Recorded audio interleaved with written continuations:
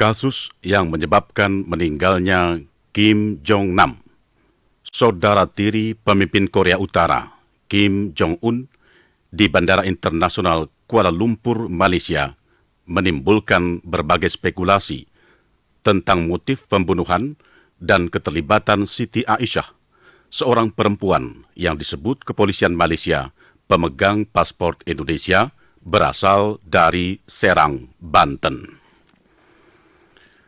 Terlepas dari paspor yang dipegang Siti Aisyah dikeluarkan oleh kantor imigrasi Serang atau kantor imigrasi lain, menjadi kewajiban bagi Kepolisian Republik Indonesia untuk berupaya mendapatkan identitas Siti Aisyah, baik melalui kantor Pusdakim Ditjen Imigrasi maupun peneliti paspor asli yang menjadi bukti Kepolisian Malaysia agar dapat dipastikan kewarganegaraan dan asalnya.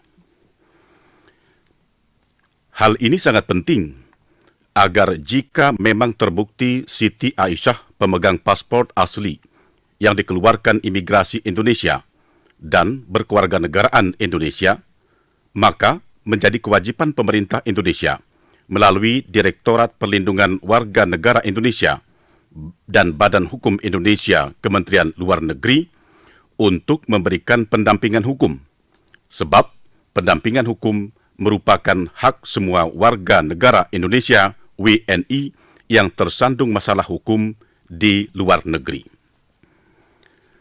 Langkah Kedutaan Besar Republik Indonesia di Kuala Lumpur, Malaysia untuk meminta akses kekonsuleran kepada pemerintah Malaysia agar dapat memberikan pendampingan hukum dan memastikan yang bersangkutan mendapatkan hak hukum dalam proses tersebut masih harus menunggu proses penyidikan yang dilakukan Kepolisian Malaysia.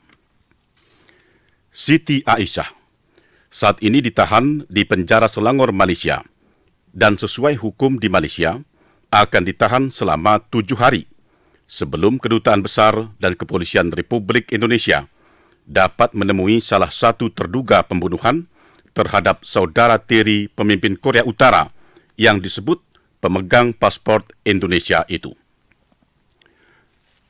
Meskipun pemberitaan tentang Siti Aisyah di Indonesia cukup gencar oleh media massa, dengan menelusuri alamat dan hubungan kekerabatan keluarga orang bernama Siti Aisyah di sejumlah daerah, tetapi kepastian identitas tetap harus diutamakan.